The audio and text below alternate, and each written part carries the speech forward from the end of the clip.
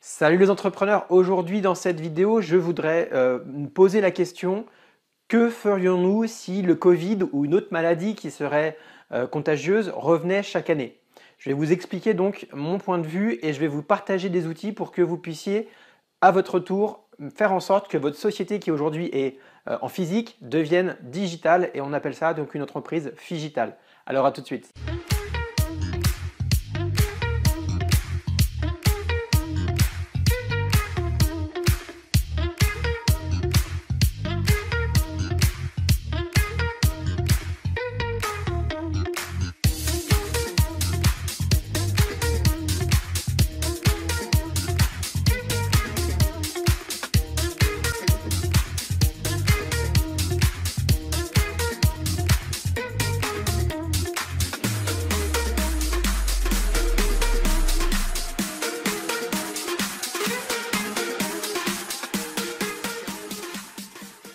Salut les entrepreneurs, salut les experts comptables, salut les futurs experts comptables qui regardaient aussi ces vidéos. Je vous remercie d'être présent aujourd'hui dans cette nouvelle vidéo qui concerne donc comment passer d'une entreprise physique à une entreprise qui agit également sur le digital. Je vais vous partager donc des conseils, des outils pour que vous puissiez, le cas échéant, si le Covid revenait ou une autre maladie revenait, eh bien que vous puissiez continuer à exercer au moins en partie votre activité, même dans cette période, en période de confinement. Car en effet, aujourd'hui, nous ne sommes plus confinés et donc nous essayons de reprendre petit à petit une activité normale, une activité tout court. Mais sans doute que vous avez subi de plein fouet ce virus qui nous a confinés chez nous. Et moi, puisque je suis entrepreneur et que je suis surtout un expert comptable qui souhaite prendre soin des entrepreneurs et de l'entrepreneuriat, je souhaite vous aider à faire une transition vers du numérique, que vous soyez commerçant, que vous soyez artisan ou qu'importe votre activité, vous avez toujours une opportunité, une solution pour quitter en partie votre structure qui est uniquement physique vers une entreprise qui serait à la fois physique et digitale. Avant de commencer, je me présente très brièvement. Voilà ici mon nom qui s'affiche en bas de l'écran. Je suis Grégory Prouveau, expert comptable, commissaire aux comptes et entrepreneur passionné par l'entrepreneuriat. Et donc je vous partage chaque mardi, chaque vendredi de nouvelles vidéos ici sur cette chaîne.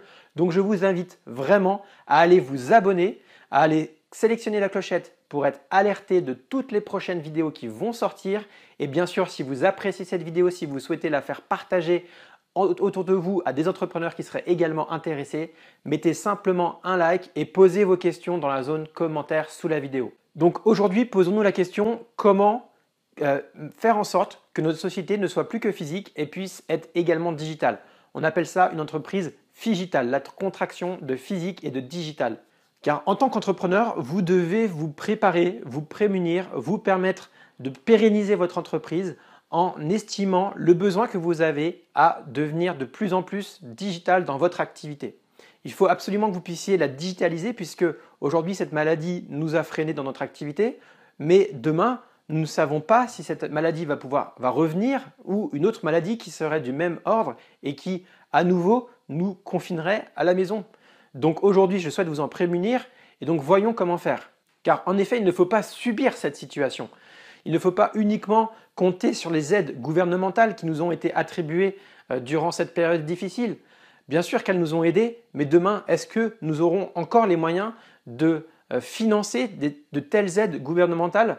Je me pose vraiment la question et c'est pour ça qu'il ne faut vraiment pas être dépendant d'un système et d'une aide gouvernementale, mais il faut être uniquement dépendant de vous-même, de vos capacités, de votre capacité à aller rebondir et à aller développer votre activité. Soyons proactifs sur les opportunités qui s'offrent à nous.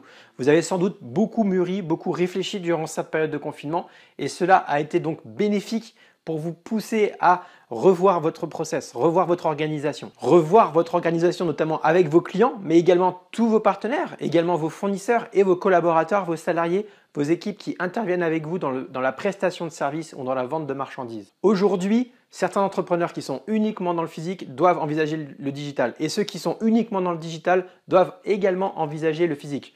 Pour moi, que l'on soit d'un côté ou de l'autre, passer de l'autre côté et compléter donc notre gamme, notre ouverture à de nouveaux clients, de nouveaux marchés, ne peut être qu'un effet de synergie qui va nous permettre de pérenniser notre activité.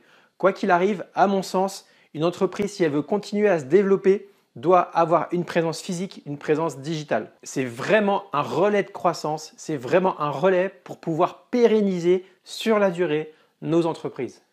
Et si aujourd'hui vous souhaitez accélérer sur le phygital, sur rendre votre entreprise plus digitale, eh bien je vais vous partager un lien, un article ici. Je vais vous montrer un petit peu puisque le gouvernement a mis à disposition des exemples d'outils que nous pouvons utiliser en tant que commerçants, en tant qu'artisans pour essayer justement d'atteindre ce niveau de digitalisation que nous souhaitons. Donc cet article, il est sur le site economie.gouv.fr. Il s'intitule E-commerce, des offres préférentielles pour permettre aux commerçants de poursuivre une activité. Moi, je trouve que c'est plutôt une bonne initiative qui a été prise et mise en place par le gouvernement, puisque ça peut sensibiliser certains d'entre nous, certains entrepreneurs, à mettre en place ces outils. Alors bien sûr, il en existe une multitude, et ici, le gouvernement a souhaité vraiment privilégier les outils qui sont francophones, qui sont des outils finalement français. Et on retrouve par exemple des solutions pour développer un site marchand. Donc là, c'est particulièrement intéressant. Si vous êtes un commerçant et aujourd'hui vous avez une boutique en dur et que vous avez dû fermer cette boutique et même aujourd'hui vous êtes contraint avec des process qui ont été revus pour nous prémunir tous de la transmission du virus, c'est quand même assez lourd aujourd'hui pour vous d'être ouvert. Eh bien, envisagez également de compléter votre offre puisque vous ne pouvez plus accueillir autant de clients que vous souhaitez. Eh bien, ouvrez votre site marchand pour pouvoir toucher une clientèle plus vaste qui ne soit pas uniquement celle qui vient se déplacer dans votre secteur d'achalandage. Par exemple, voilà, Kubi, alors c'est un CMS, c'est-à-dire que c'est un outil qui permet de créer un site internet.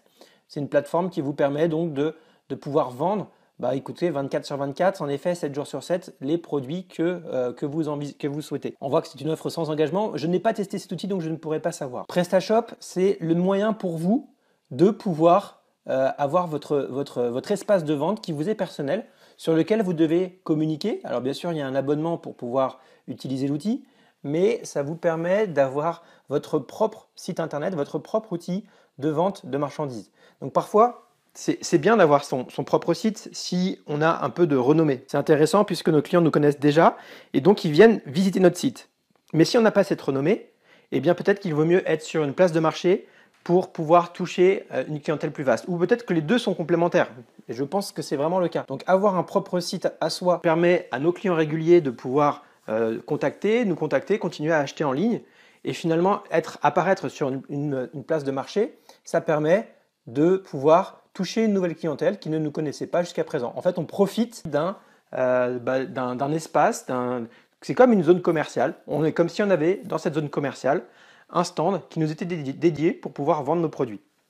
Voilà, il y a Shopify aussi qui vous permet clairement et assez simplement de pouvoir avoir votre propre site internet et de pouvoir commercialiser vos produits en ligne. Ensuite, il existe des moyens de paiement. Alors tous ne sont pas référencés, mais pour développer un site marchand, vous pouvez aussi parfaitement aller donc sur les places de marché. Alors je pense que c'est un peu plus bas. Voilà, les places de marché, c'est plus bas. Donc en effet, il y a les solutions. Ensuite, il y a les moyens de paiement pour que vos clients puissent vous payer en ligne. Voilà, il y en a 4 qui sont proposés ici. J'ai entendu parler de Lydia. Voilà. Donc c'est des moyens de paiement qui peuvent être... ils ont privilégié vraiment les moyens de paiement français. Mais sachez qu'il en existe d'autres, notamment Stripe, qui permettent de vraiment s'interconnecter facilement avec vos outils Shopify, PrestaShop. Donc Stripe, c'est un bon moyen de paiement où vous payez en effet des frais au moment du paiement, un frais fixe et un pourcentage en fonction du prix encaissé par la vente de votre service ou de votre bien. Donc ensuite, il existe des solutions de logistique. Si c'est quelque chose qui vous préoccupe pour la suite, en effet, vous pouvez faire appel à l'un de ces fournisseurs-ci qui est présenté. Voilà. Si vous faites du volume, ça peut être une solution en effet pour simplifier vos process, de faire appel à une de ces solutions logistiques. Notamment aussi, si vous souhaitez donner un gage de qualité à vos services de vente, peut-être qu'il faut faire appel à un de ces produits qui permet clairement de donner une bonne image de marque, puisqu'il peut y avoir un service de livraison un petit peu premium et avec une rapidité de livraison. Donc ça, si ça peut être un argument de vente auprès de vos clients, pourquoi pas l'envisager pour que vous puissiez continuer à vendre le bien que vous souhaitez dans les bonnes conditions et qui correspond aux attentes de votre clientèle. Et ensuite, là, ils nous ont répertorié ici des places de marché qui permettent aux clients de rechercher un commerçant localement. Alors là, ça fonctionne vraiment très bien. Par exemple, il y en a un que j'ai pas mal utilisé à titre personnel, c'est Épicerie. Ici, Épicerie, si vous êtes aujourd'hui commerçant et vous vendez de la nourriture même, eh bien ça marche très bien. Puisque, à titre d'exemple, j'ai beaucoup utilisé pour acheter du poisson récemment, pour acheter voilà, de différents produits de nourriture dans le secteur, dans le quartier. Et ça me permet même d'aller, au lieu de me déplacer, d'aller toucher un commerçant qui est un peu plus loin, dans un autre secteur de Paris, et sans que j'aie besoin de me déplacer, je bénéficie de prix qui sont adaptés, voilà, qui sont parfaitement adaptés, qui me conviennent bien, avec des produits qui me conviennent bien. Moi, je pense que vous devez, en tant qu'entrepreneur, en tant que commerçant, envisager les opportunités qui sont ici en ligne et qui vous permettent facilement de pouvoir être présent, d'avoir une présence en ligne. Encore une fois, si vous avez déjà une grande notoriété, pour moi, c'est important que vous ayez votre propre site internet, puisque vos clients habituels vont pouvoir vous y retrouver et pouvoir commander direct sur votre site sans que vous ayez à supporter des commissions liées à la présence sur une place de marché. En revanche, si vous souhaitez développer votre clientèle et vous faire connaître par ailleurs, eh bien, il existe ces places de marché qui vous référencent et qui vous offrent la possibilité de toucher un public plus vaste. Voilà. Et ici, il nous propose des outils de communication qui peuvent être intéressants aussi si on a une base de clients qui est en ligne déjà. Voilà, donc pour moi, c'était intéressant de vous partager ce lien. C'est une très bonne initiative qui a été prise par le gouvernement de donner une liste de certains outils. Bien sûr, il en existe énormément d'autres. Si vous en avez quelques-uns à partager, n'hésitez pas à utiliser la zone commentaire sur la vidéo. Ça permettra de faire bénéficier à tout le monde de vos connaissances dans les outils bien spécifiques. Maintenant, c'est à vous d'envisager comment vous voulez revoir votre commerce, comment vous voulez revoir les process de vente de votre activité. C'est vraiment l'occasion de le faire, de se poser cette question pour vous prémunir d'un retour éventuel à une période de confinement, à une période où la vente de vos produits en boutique ne serait plus propice pour une raison ou pour une autre. Si vous avez des questions, encore une fois, n'hésitez pas à utiliser la zone commentaire. J'organise aussi régulièrement des ateliers pour aider les entrepreneurs à se mettre en ligne et à développer leur clientèle en ligne. Donc n'hésitez pas à me contacter si c'est votre souhait de pouvoir améliorer ce point de développement de chiffre d'affaires. Je vais vous mettre un lien sous la vidéo. Et en tout cas, je vous remercie pour votre attention. Mettez un pouce si vous pensez que cette vidéo doit être partagée. N'hésitez pas à le faire d'ailleurs, mais mettez un pouce pour la soutenir. N'hésitez pas à vous abonner si ce n'est pas encore fait. Et je vous dis à très bientôt pour de nouvelles vidéos et de nouveaux conseils. Allez, salut!